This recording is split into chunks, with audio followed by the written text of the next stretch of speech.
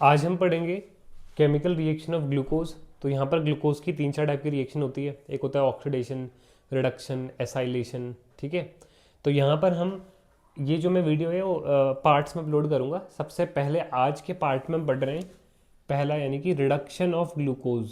ठीक है, reduction of glucose, reduction of glucose. तो इसको टॉपिक को पढ़ने से पहले आपको ग्लूकोज का स्ट्रक्चर बनाना आना चाहिए, तभी आप ये समझ पाओगे। ठीक है, तो यहाँ पर सबसे पहले आ गया ग्लूकोज, एल्डिहाइड ग्रुप होता है और 4 इसमें CH OH ग्रुप होते हैं ऐसे पड़े हुए। ठीक है, और लास्ट में यहाँ पर होता है CH2OH। तो ये हमारा हो जाता है ग्लूकोज। इसके बाद आपको क्या करना है, इसका रिडक्शन कराना है। तो रिडक्शन 2 तरीके से कराते हैं।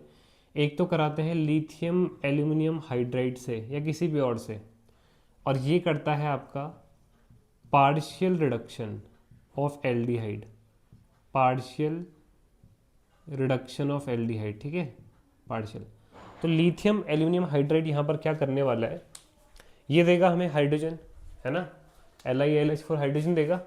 तो आपको करना क्या कि एक हाइड्रोजन एल्डिहाइड के कार्बन को और एक हाइड्रोजन एल्डिहाइड के ऑक्सीजन को पे लगा देनी है। तो बाकी स्ट्रक्चर पे कोई चेंज नहीं आएगा, सिर्फ एल्डिहाइड कीटोन का ही रिडक्शन करता है ये। तो यहाँ पर क्या हो जाएगा, CH2, देखो एक हाइड्रोजन पहले से थी, एक और आ गई रेड वाली, तो CH2, और O पे भी एक हाइड्रोजन आ गई, तो यहाँ पर क्या हो गया OH, तो CH2OH हो गया। और यहाँ पर क्या हो जाएगा CH OH की होल 4, ये बन जाएगा। और नीचे यहाँ पर CH2OH, ये भी ऐसे ही आ जाएगा। तो ये बन जाएगा प्रोडक्ट, और इसको कहा जाता है सॉर्बिटॉल, सॉर्बिटॉल। ठीक है, तो बहुत ही आसान है, सिंपल है, जो करता ही आपको, इसमें कोई अलग थोड़ी हुआ स्पेसिफिक, कुछ अलग नहीं हुआ स्पेशल। यहाँ पर आपको पता है ये वैसे भी एल्डिहाइड को रिड्यूस करता है। ये रिएक्शन तो हमने पढ़ी है ऑर्गेनिक में, कि अगर मैं एल्डिहाइड की क्या कर देता हूँ, का रिडक्शन करा देता हूँ लिथियम एल्यूमिनियम हाइड्राइड से, तो ये कैसे रिडक्शन करता है, ट्रिक मैंने सिखाई है।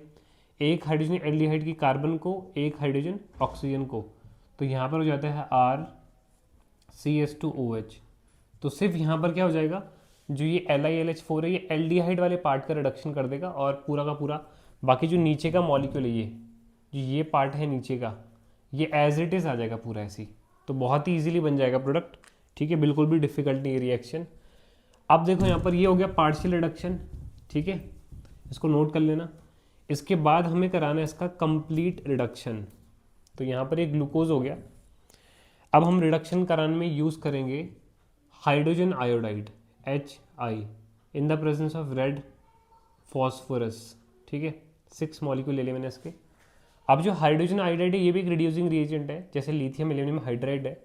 बस यहाँ पर ये क्या करता है, LiAlH4 पार्शियल रिडक्शन कराता है, जबकि जो ये है ये हमारा कंप्लीट रिडक्शन कराने के काम आता है।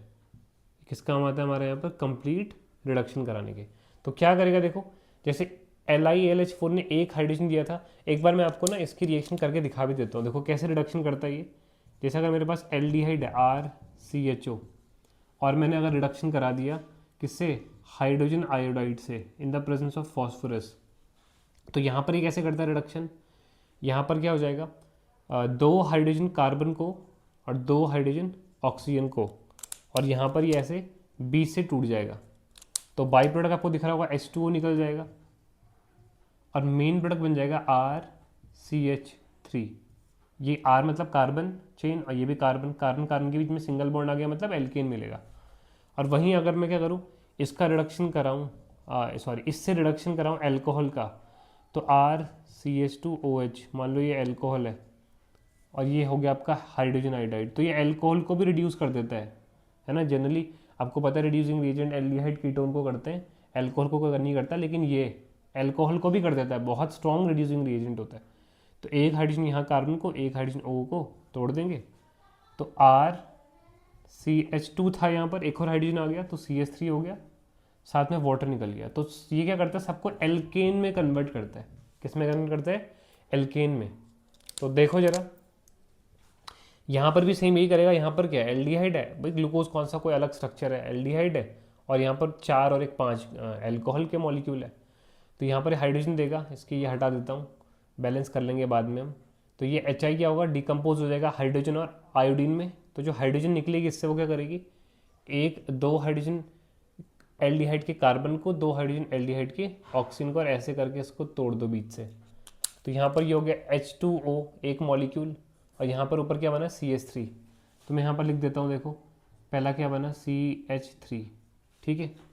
उसके बाद देखो यहाँ पर 4 मॉलिक्यूल है, तो यहाँ पर क्या होगा, हर एक मॉलिक्यूल के पास, हर एक मॉलिक्यूल के पास यहाँ पर क्या होगा, हर एक जो यहाँ पर अल्कोहल का मॉलिक्यूल है, एक हाइड्रोजन कार्बन को, एक हाइड्रोजन OH को।